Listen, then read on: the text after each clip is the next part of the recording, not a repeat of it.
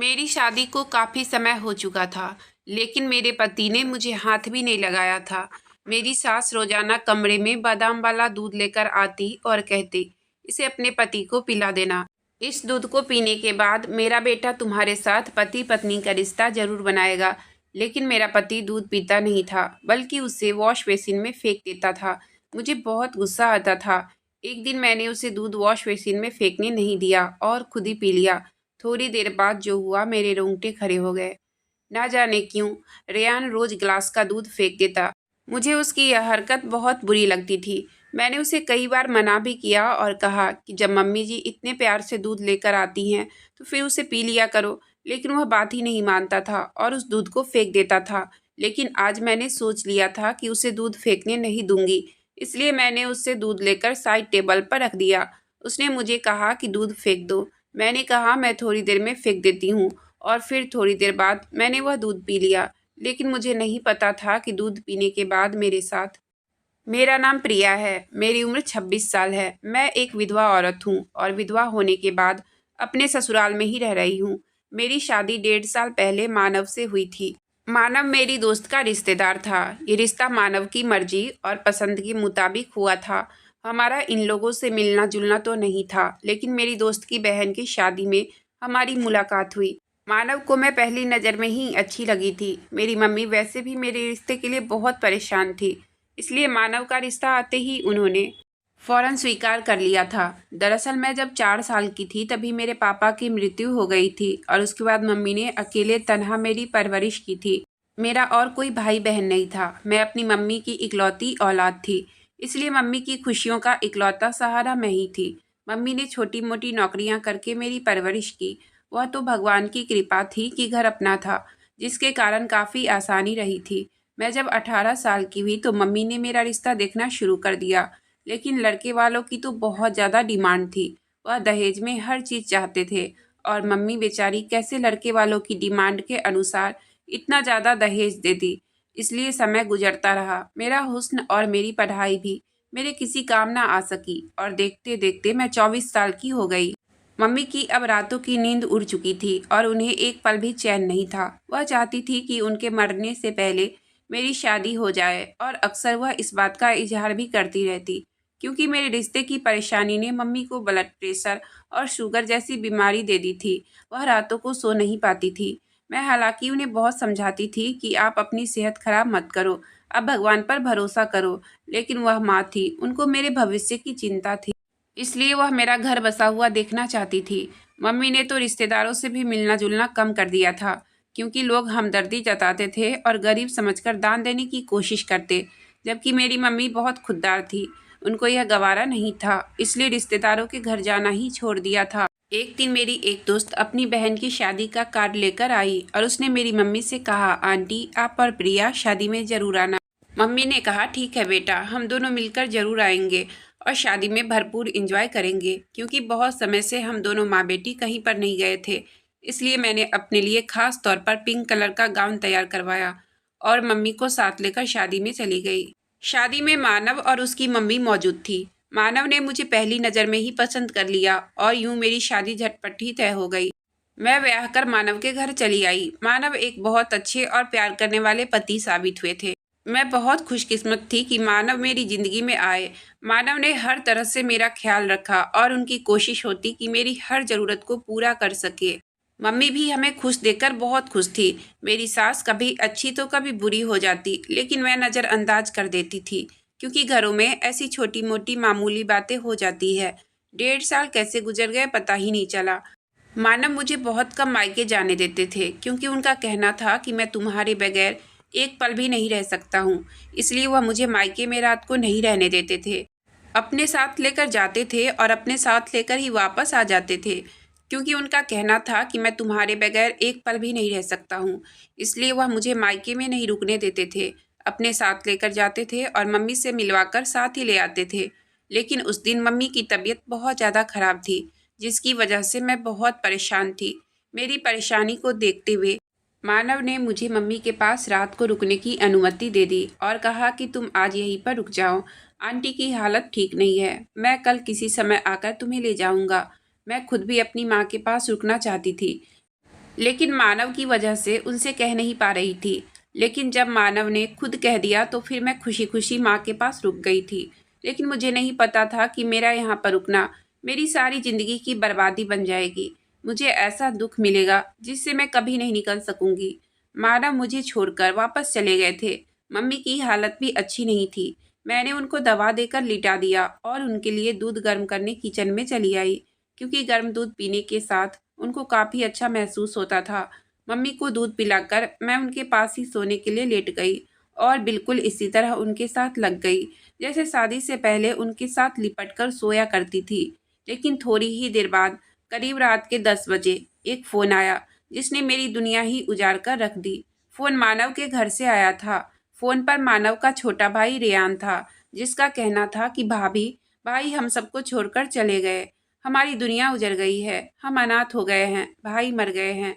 यह बात सुनना था कि मेरे पैरों तले से जमीन निकल गई और आंखें पत्थर की हो गई। मैं बार बार रेयान से पूछ रही थी, रेयान क्या हुआ है? तुम क्या बकवास कर रहे हो? क्या हुआ है मेरे मानव को? लेकिन तब तक फ़ोन बंद हो चुका था। मैंने मम्मी की हालत की भी परवाह नहीं की और पागलों की तरह बाहर की तरफ भागी थी। मम्मी मुझे पीछे से आवाज़ देती रह गई, प्रिया रुको तो सही, क्या हुआ है मुझे तो बताओ। लेकिन मुझ में इतनी हिम्मत नहीं थी कि मैं मम्मी को कुछ बताती। मैं किसी तरह भागकर सड़क पर आई और एक बस को हाथ देकर उसमें बैठ गई थी। मैं भगवान से प्रार्थना कर रही थी कि सब कुछ ठीक हो, रेयान ने मजाक किया हो, मानव ने मुझे बुलाने की खातिर रेयान से वह फ़ोन करवाया हो, लेकिन ऐसा कुछ नहीं हुआ। मेरी सारी दुआएं रद्द हो गई थी। मैं जब अपनी ससुराल पहुंची तो देखा वहां पर तो मातम का माहौल था। लोगों की भीड़ थी और हर आंख से आंसू गिर रहे थे। हर कोई रो रहा था। सामने मेरा मानव बेजान शरीर के साथ लेटा हुआ था, आंखें बंद किए हुए। ऐसा लग रहा था जैसे अभी अभी आंखें खोल देगा। मैं एकदम से आगे बढ़ी और फिर बेहोश होकर गिर गई। ना जाने कितने समय के बाद मैं होश में आई, और जब होश में आई तब मानव का अंतिम संस्कार हो चुका था और मैं मानव के गम को दिल से भुला नहीं पा रही थी। बार बार उनका हंसता मुस्कुराता चेहरा मेरी निगाहों के सामने आ रहा था। वह हमेशा मुझसे यही कहते थे कि कभी मुझे छोड़कर मत जाना, वरना मैं मर जाऊंगा। और शादी के बाद यह पहली रात थी जब मैं उनसे अलग थी, और उसी रात मानव मुझे छोड़कर इस दुनिया से चले गए थे। मुझे तो अभी तक यह नहीं पता था कि मानव को क्या हुआ है। मैं अपने कमरे में बैठी हुई थी, मानव को याद करके रो रही थी। 5 दिन गुजर चुके थे। मैंने अपनी सास से पूछा, आखिर मानव को हुआ क्या था? तो मेरी सास कहने लगी, पता नहीं, मैं तो अपने कमरे में आराम कर रही थी। अचानक से शोर हुआ तो मैं बाहर आई तो देखा रेयान चिल्ला रहा था और चीख रहा था। मैं दिल पर हाथ रखे आगे बढ़ी तो देखा मानव नीचे फर्श पर गिरा हुआ था। उसका सोते सोते ही देहांत हो गया था। रेयान उसके कमरे के बाहर से गुजर रहा था।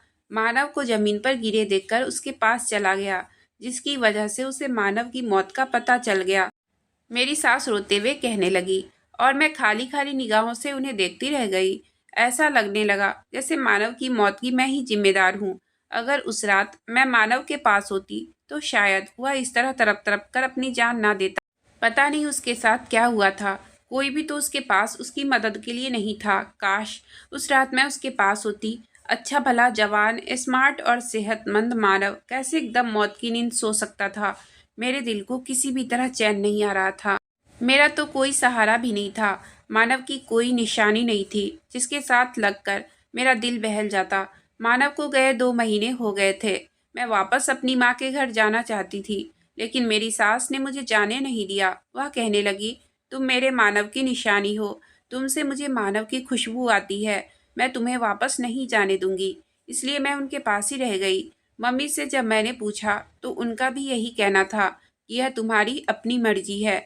अगर तुम अपनी ससुराल में रहना चाहो तब भी मुझे कोई ऐतराज नहीं है, लेकिन अगर तुम वापस भी आना चाहो तब भी मुझे कोई ऐतराज नहीं है, बल्कि खुशी होगी। फिर मैंने ससुराल में रहने का ही फैसला कर लिया। लेकिन कुछ समय बाद मम्मी की हालत बहुत खराब हो गई थी, तो मैं वापस अपनी माँ के पास चली आई। अचानक एक दिन मेरी सास घर पर चली आई और मेरे साथ लगकर खूब रोने लगी। मेरा जख्म फिर से ताज़ा हो गया था। कुछ देर बैठने के बाद उन्होंने अपने आने की वजह बताई, जिसे सुनकर मैं और मेरी मम्मी शॉक्ड रह गए थे। हम एक दूसरे की शक्ल देखते रहे।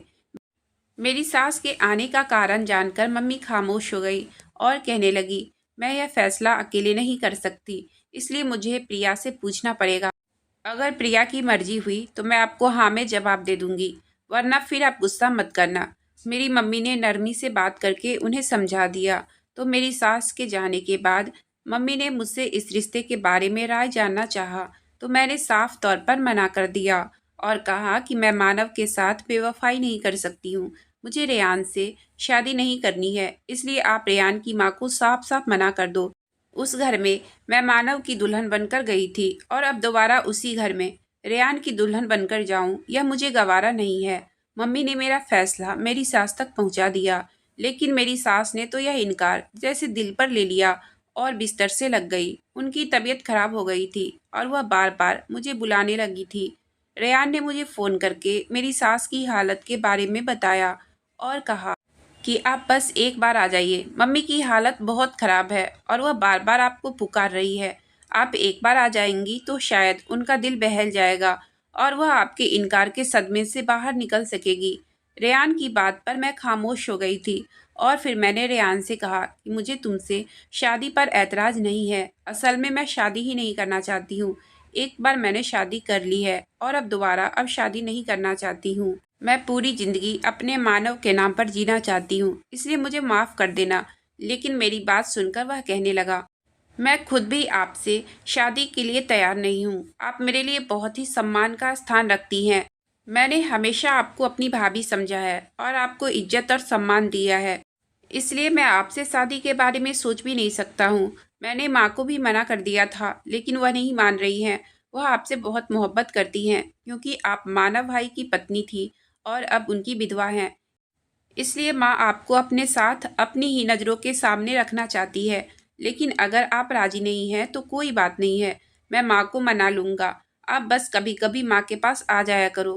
रेयान ने यह कहकर फ़ोन रख दिया और मुझे भी तसल्ली हो गई। लेकिन मेरी सास किसी भी तरह नहीं मान रही थी और उनकी हालत भी नहीं संभल रही थी। आखिरकार मेरी मम्मी भी सास की साइड हो गई और उन्होंने भी मुझ पर प्रेशर करना शुरू किया और कहा कि तुम रेयान से शादी कर लो, इस तरह मैं भी सुकून से मर सकूंगी। आखिर कब तक तुझे विधवा के चोले में देखती रहूंगी? तुम मेरी इकलौती औलाद हो। मैं तुम्हें इस तरह इन सफ़ेद कपड़ों में देखकर अंदर ही अंदर कुढ़ती रहती हूँ। मैं चाहती हूँ कि अब तुम्हारी ज़िंदगी में भी बहार आ जाए। जो किस्मत में होना था वह तो हो गया। मानव और तुम्हारा साथ यही तक था। अब तुम मानव को दिल से निकाल दो और अपनी ज़िंदगी की नई शुरुआत करो। अगर तुम अपनी ज़िंदगी में सेट हो जाओगी तो मैं भी सुकून की मौत मर सकूंगी। मैंने कहा, ठीक है, मैं तैयार हूँ। आप मेरी सास को हाँ कह दो। जो फैसला इतने दिनों से नहीं हो पा रहा था वह मैंने एकदम अचानक से कर दिया था। माँ भी मेरे फैसले को सुनकर बहुत खुश हुई और मुझे खुश रहने का आशीर्वाद देते हुए खुद रोने लगी। मैंने मम्मी के गले लगकर उन्हें चुप कराया।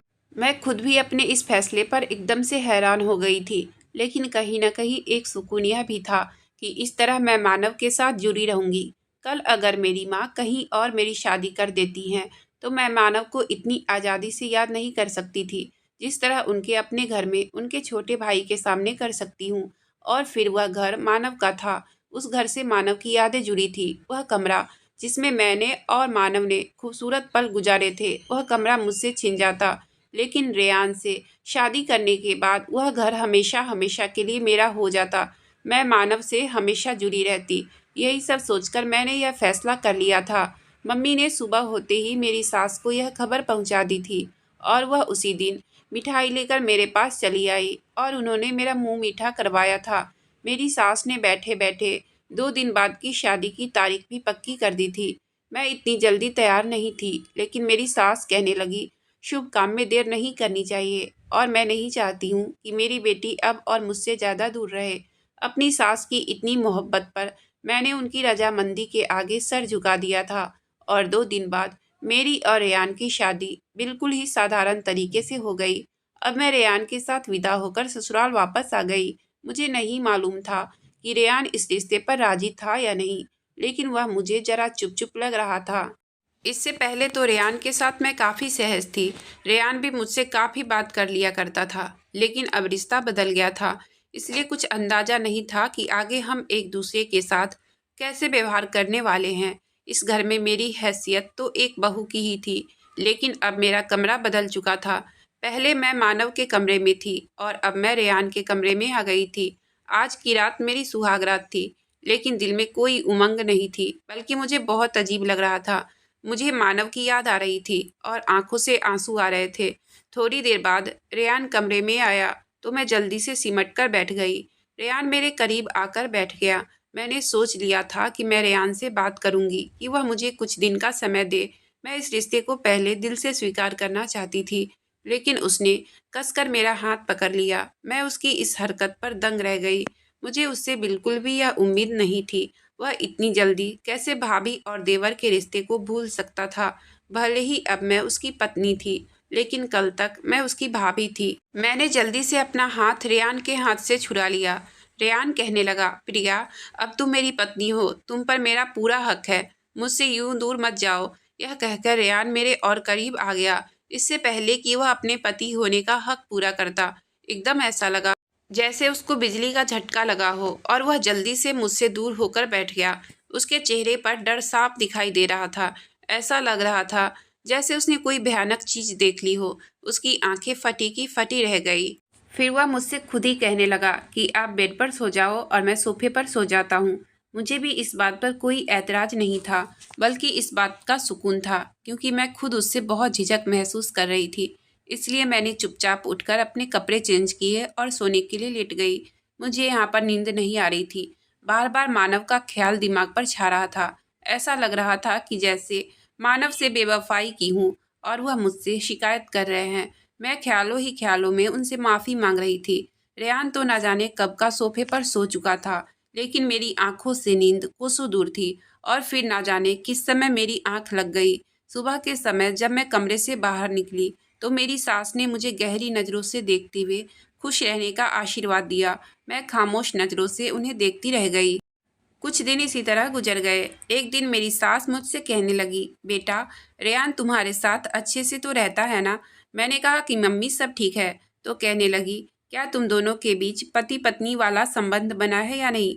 अपनी सास की बात सुनकर मैं शर्म से पानी पानी हो गई थी और सर को झुका दिया। मेरी सास भी जैसे समझ गई थी और कहने लगी, तुम चिंता मत करो, रेयान तुम्हारी तरफ जरूर झुकेगा। दरअसल वह इस रिश्ते पर राजी ही नहीं था।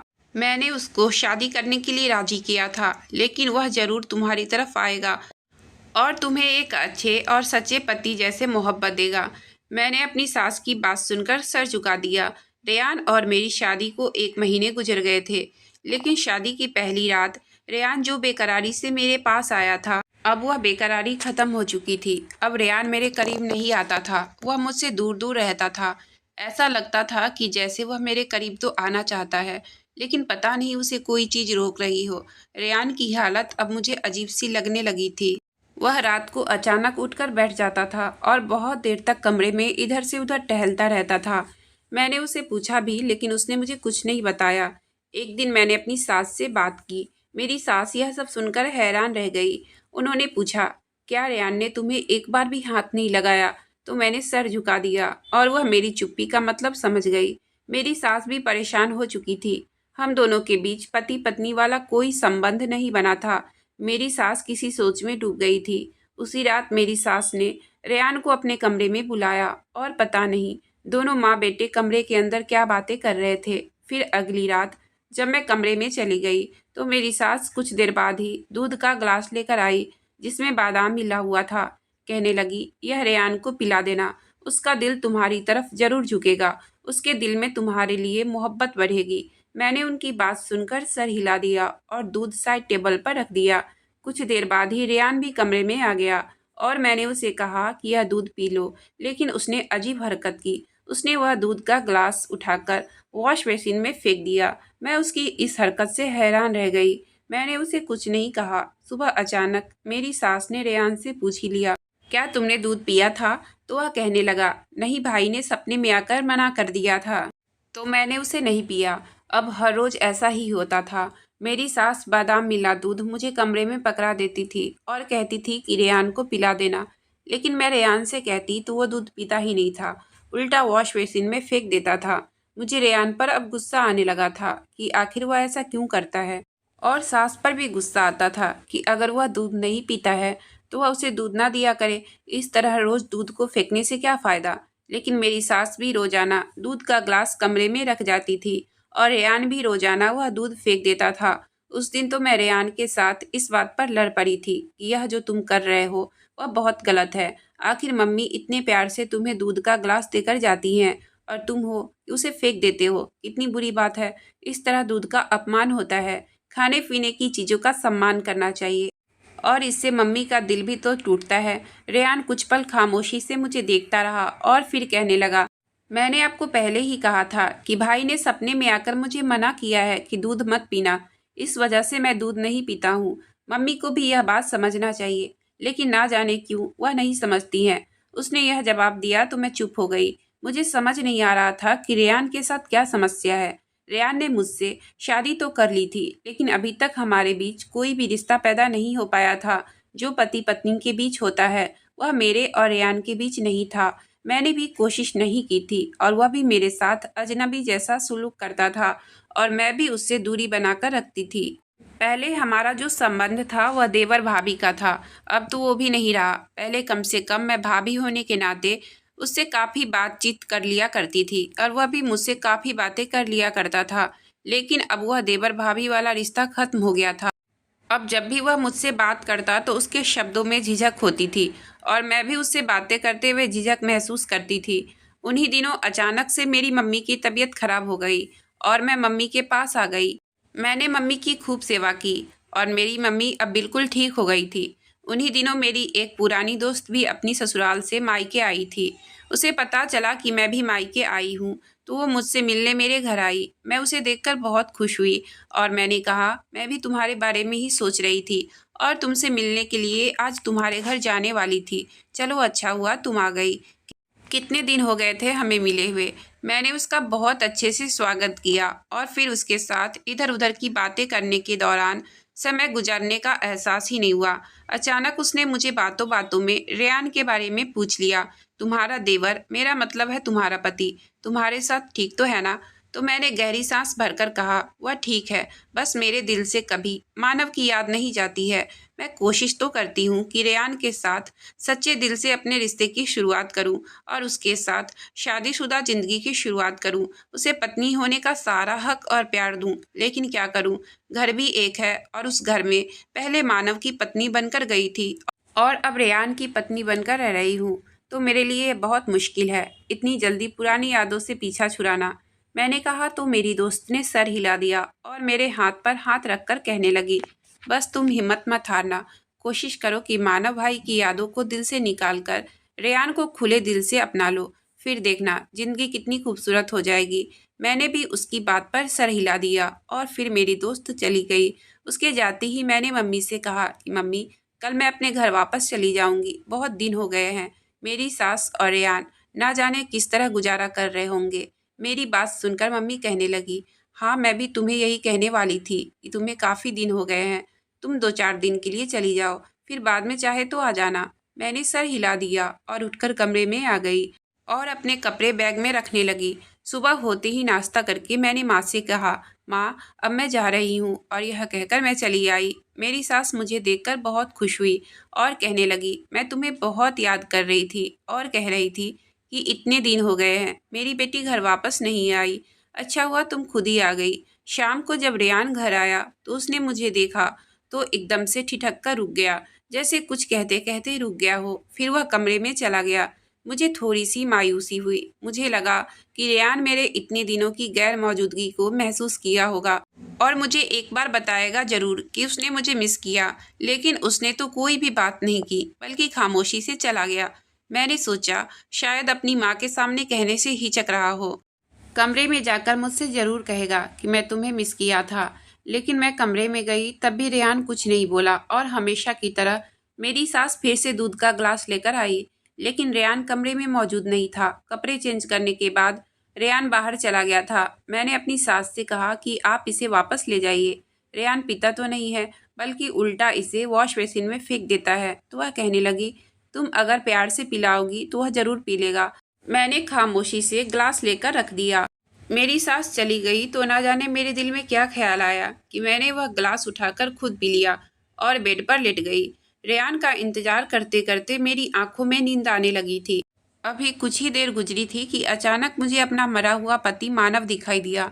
मानव कमरे में आए और वह मुझसे कह रहे थे कि अगर तुम्हें अपनी जान प्यारी है तो यहाँ से चली जाओ, यहाँ पर मत रहो, यहाँ तुम्हारी जान को खतरा है। वह चिल्ला चिल्ला कर मुझसे यही कह रहे थे। मैं एक झटके से उठ बैठी और अपने आसपास नजर घुमाकर देखने लगी, लेकिन मानव वहाँ कहीं पर भी नहीं थे। उसका मतलब वह मेरा सपना था, लेकिन सपने में आकर मानव मुझे इस घर से भागने के लिए क्यों कह रहे थे। मैं एकदम उठकर बाहर की तरफ भागी। मेरी सास ने मुझे बाहर की तरफ आते देखा तो परेशानी से पूछने लगी, क्या हुआ बेटा, सब ठीक तो है ना? मैंने सास से कहा, वह कमरे में मानव, यहाँ पर कमरे की तरफ इशारा करते हुए कहा तो मेरी सास खुद भी डर गई और एकदम उठकर कमरे की तरफ गई। लेकिन वहाँ से वापस आने के बाद वह कहने लगी कि वहाँ पर तो कोई भी नहीं है, कमरा बिल्कुल खाली है, तुम्हें जरूर कोई गलत फहमी हुई है। मैं अपना सर दोनों हाथों से थाम कर बैठ गई और कहने लगी, नहीं, मानव आए थे, मैंने अपनी आंखों से देखा था और वह मुझे कह रहे थे कि अगर तुम्हें जान प्यारी है तो यहाँ से चली जाओ। मैं इसका मतलब नहीं समझी। ये कहकर मैं रोने लगी। मेरी बात सुनकर मेरी सास का चेहरा एकदम से सफ़ेद पड़ गया और वह मुझे देखते हुए ज़मीन पर गिर सी गई। अपनी सास का यह अंदाज मुझे कुछ अलग अलग सा लगा, इसलिए मैंने उनसे पूछा, क्या हुआ है मम्मी, आप क्यों परेशान हो गई हैं? मेरी बात पर मेरी सास की आंखों से आंसू बहने लगे और वह फिर ज़ोर ज़ोर से रोने लगी। अब मैं बहुत ज़्यादा परेशान हो चुकी थी। कुछ देर बाद मेरी सास रो रो कर थक गई तो फिर कहने लगी, कुछ नहीं बेटा, बस यूं ही मेरा दिल भर आया था। लेकिन मैंने अपनी सास से कहा कि मम्मी जी, यूं ही दिल नहीं भर जाता, बल्कि ज़रूर कोई ना कोई बात है। आपको मेरी कसम, मुझे सच बताइए, आखिर क्या बात है? मैंने अपनी कसम देकर अपनी सास को मजबूर कर दिया तो कुछ पल खामोश रहने के बाद वह कहने लगी, बेटा, मैं तुमसे जो भी कहूँगी बिल्कुल सच कहूँगी, इसलिए तुम सच को स्वीकार करना और हो सके तो मुझे और रेयान को माफ़ कर देना। मेरी सास ने कहा तो मैं उनकी तरफ उलझन भरी निगाहों से देखने लगी। मेरी सास कहने लगी, यह बात उस दिन से शुरू होती है जिस दिन मैंने और मानव ने तुम्हें पहली बार देखा और रेयान ने भी तुम्हें उसी दिन देखा था। मुझे तुम मानव के लिए बहुत पसंद आई थी। मैं घर आकर जब मानव से इस रिश्ते की बात की तो वह खुशी से खिल उठा। लेकिन रेयान को भी तुम अच्छी लगी थी और उसने तुम्हें अपनाने का फैसला कर बैठा था। वह मुझसे तुम्हारे बारे में बात करना ही चाहता था, लेकिन इससे पहले मैं मानव के लिए तुम्हें पसंद कर ली थी। रेयान ने दोबारा से यह बात फिर मुझसे नहीं की और वह खामोश हो गया। उसने दिल ही दिल में अपनी मोहब्बत दबा ली थी। उसका ख्याल था कि शायद समय गुजरने के साथ साथ यह बात खुद खत्म हो जाएगी, लेकिन जब तुम शादी करके हमारे घर आ गई तो हर समय उसकी निगाहों के सामने रहने लगी। रेयान की प्यासी नज़रें तुम्हारे चेहरे को देखती रहती और तुम इस बात से बेखबर थी। इसलिए मैंने जब महसूस किया कि रेयान तुम्हें पसंद करता है तो मैंने उसे बहुत डांटा और बुरा भला कहा और उसे समझाया कि अब यह ख्याल दिल से निकाल दो, क्योंकि प्रिया अब तुम्हारी भाभी बन चुकी है और उसकी तरफ इन नज़रों से मत देखो, बल्कि उसे सम्मान की नज़रों से देखो। लेकिन रेयान मुझसे बहुत लड़ा और कहने लगा, बचपन से ही जब भी कोई अच्छी चीज़ होती है आप हमेशा भाई को दे देती हो और अब भी आपने ऐसा ही किया मेरे साथ। मेरे दिल की खुशी, मेरी मोहब्बत आपने उठाकर भाई की गोद में डाल दी है। मैं यह बात कैसे भुला दूं? उसके दिल में पनपते हुए यह बगावत के जज्बे मुझे खतरे की घंटी लग रही थी, लेकिन फिर भी मैं उसे समझाती रहती थी। अब रेयान ज़्यादातर खामोश रहने लगा था, लेकिन फिर भी मुझे उससे डर लगता था। और एक दिन जब तुम अपने मायके गई हुई थी तब रेयान और मानव के बीच में तुम्हारे कारण झगड़ा हुआ था। मानव ने अपने भाई पर जिंदगी में पहली बार हाथ उठाया था क्योंकि रेयान ने तुम्हारे बारे में कुछ गलत बातें बोली थी। लेकिन मानव ने जब रेयान पर हाथ उठाया तो रेयान बदले की आग में अंधा हो गया और उसने बिल्कुल भी ना देखा कि उसके सामने उसका बड़ा भाई खड़ा है। उसने गला दबाकर अपने भाई को मार दिया। मैं रेयान को रोकती रही, लेकिन रेयान ने मेरी ना सुनी। उसने मुझे धक्का दे दिया और एक भाई के हाथ दूसरे भाई का कत्ल हो गया। मैं एक बेटा खो चुकी थी और दूसरा बेटा खोना नहीं चाहती थी, इसलिए सबसे यही कहा कि मानव की मौत अचानक ही सोते हुए हो गई है।